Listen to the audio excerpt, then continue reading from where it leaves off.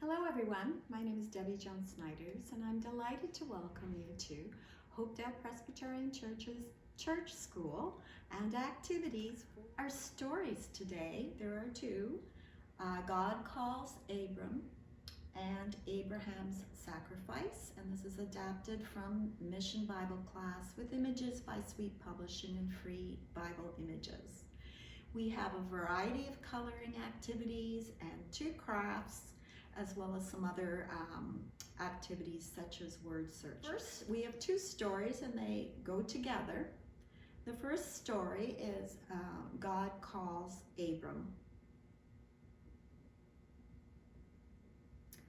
So, did you know that God once told a man that he would have so many children, grandchildren, great-grandchildren, and so on, that their number would be greater than the grains of sand on an entire seashore? That man's name was Abram, and we're going to be learning more about him today. God later changes his name to Abraham. So the story, God Calls Abram.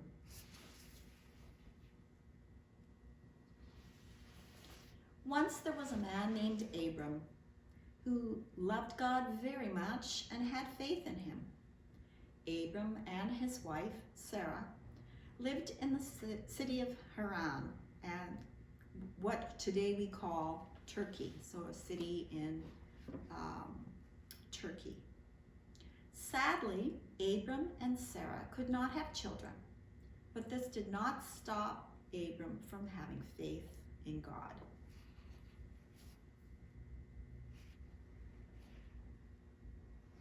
God loved Abram and Sarah, but God also loved all of the other families in the world. So God made a plan to bless everyone. His plan was that he would use Abram and Sarah to begin a family that would become very, very big. Their family would be so big that it would be a nation, and this nation would help the world. Everyone in the world would someday be blessed through Abram's family. So one day God told Abram to leave his country and his relatives and go to a new land that he would show him. God did not say where the new land was. He just told Abram to go and that he would show him later.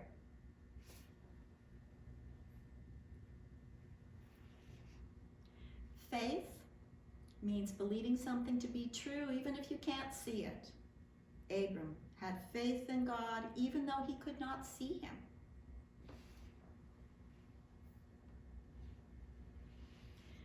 In the Bible, book of James, we read, "If faith does nothing, then that faith is dead."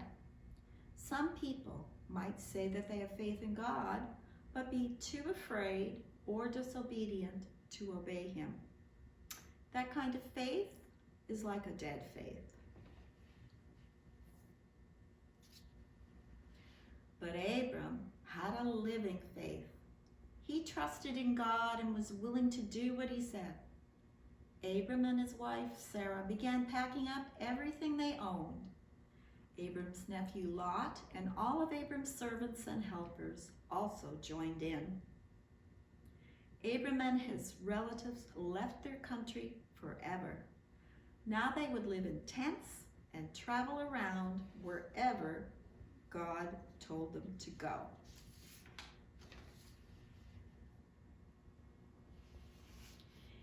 In the land of Canaan, God told Abram to have a good look around. Other people lived there, but someday Abram's children and grandchildren would own this land.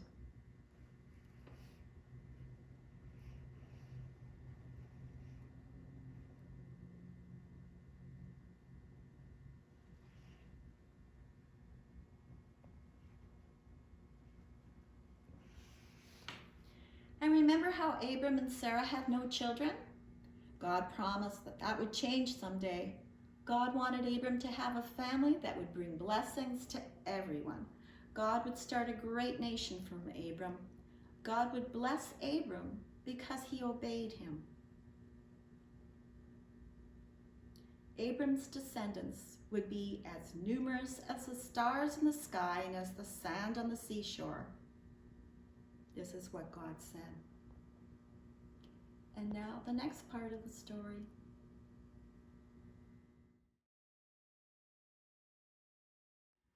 This part of the story is about Abraham's sacrifice. It's about how Abraham trusted God even when he did not understand what God was going to do.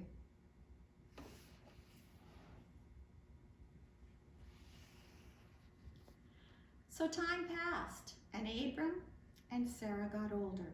God had changed Abram's name to Abraham.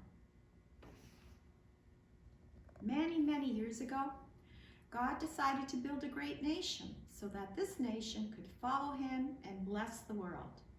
God chose Abraham as the man who would begin this nation.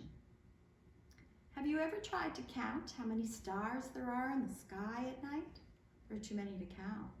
Well, God told Abraham that counting his descendants would be like trying to count stars. He would have so many grandchildren and great-grandchildren and great-great-great-grandchildren, great-great-great-great-great-grandchildren that no one could even count them.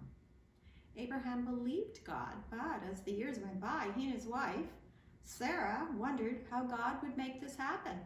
They were getting older, and they still had no children together.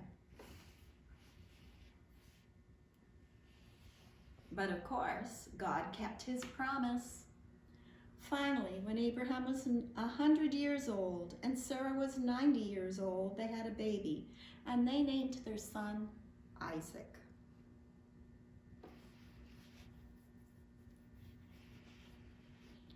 Abraham and Sarah loved Isaac very much and looked forward to the day when Isaac would marry and have children.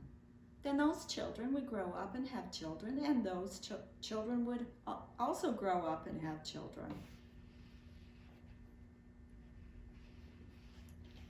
Abraham loved his son and loved God. And even though Abraham loved God and believed what God said, a day came when Abraham was tested. The testing day was the day God asked Abraham to do a very difficult thing. During the time of Abraham, people showed their devotion to God by placing food or sometimes an animal they had killed on an altar and burning it up. This was called a sacrifice. Even though Abraham knew about this kind of sacrifice, he had never heard about the kind of sacrifice that God asked of him on this testing day. God said, "Take your only son, Isaac, the son you love, go to the land of Moriah. There kill him and offer him as a whole burnt offering. Do this on one of the mountains there. I will tell you which one." Most people would have said, "No way, God."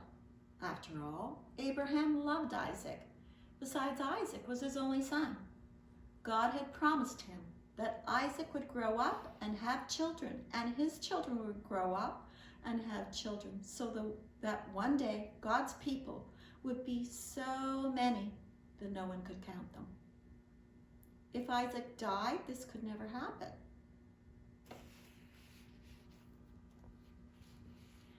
And that is when Abraham realized something very important. God would always do the right thing. If he obeyed God, even in this very hard thing, God would make it all right in the end. He thought that maybe God would let Isaac die, but then he would bring him back to life. Abraham did not understand exactly what would happen, but he had faith in God. He would do what God said.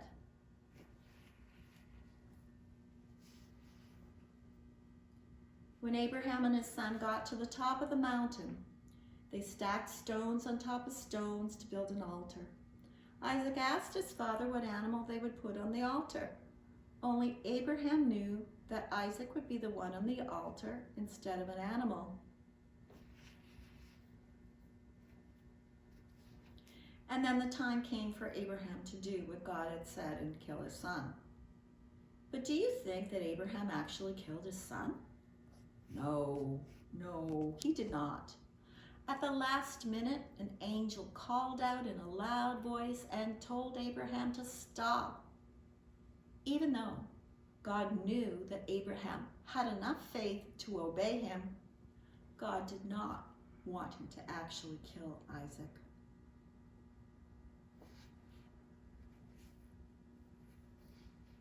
What a relief. God would never want a person to be killed and burned on an altar. Abraham looked up and saw a ram caught in some bushes. He and Isaac offered the ram as a sacrifice on the altar. On that day, Abraham learned that he loved God more than anything else.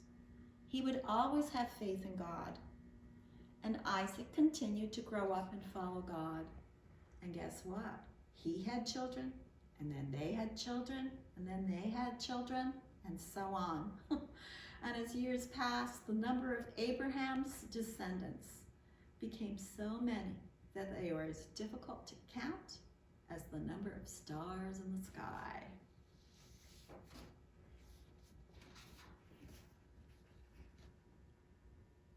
We have several activities for you depending on your interest and age level. You will need to print the templates. We have 4 coloring pictures for Thanksgiving. Oh no, it's 4 total coloring pictures.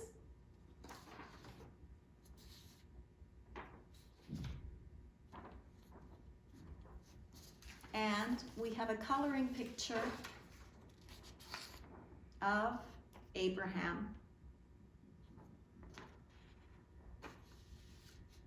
We have 2 crafts. The first craft is a 3D paper star.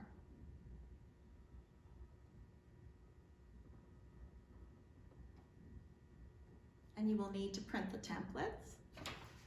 The template will come out with 4 stars, and because you're using 2 together to make one 3D star, you will be able to make 2 3D stars from one template. If you want to make more, you'll need to print more. So what you'll do, you'll also need to get certain supplies, so various coloring implements, and like crayons or markers or coloring pencils, some glitter, some glue for the glitter, hole puncher, yarn, and scissors. So once you've decorated your stars and cut them out, I decorate them on both sides, then you will see that 2 of them fit together. Okay, so you'll see, cut one where the dotted line is so that you can fit them together. So just like here, I have one that's cut and one that fits in like that. So they match up. So you'll have to find the matching ones for the stars and then put them together.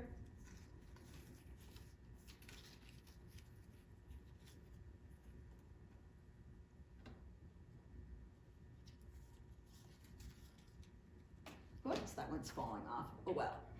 You put them together and then cut, use a hole puncher, cut some yarn, and hang them up.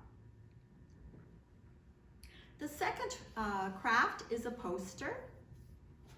And here's the template for the poster. So it says on it, God will provide. Just like God provided the ram as the sacrifice in the story. So you'll need construction paper, the template, some cotton batting, some things to color with, and some glue. So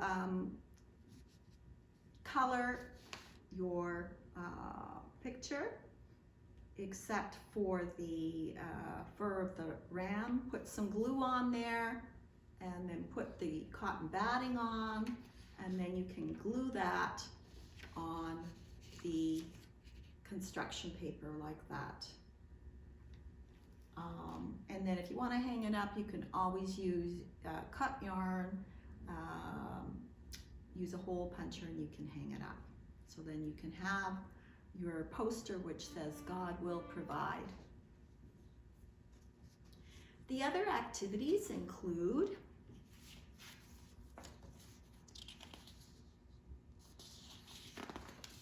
two mazes, a word search, crossword puzzle, and an anagram. So this week, remember that we should try to have faith like Abraham. We should be willing to give up anything if it will help us serve God better. We should be thankful for all the blessings and the love God gives us.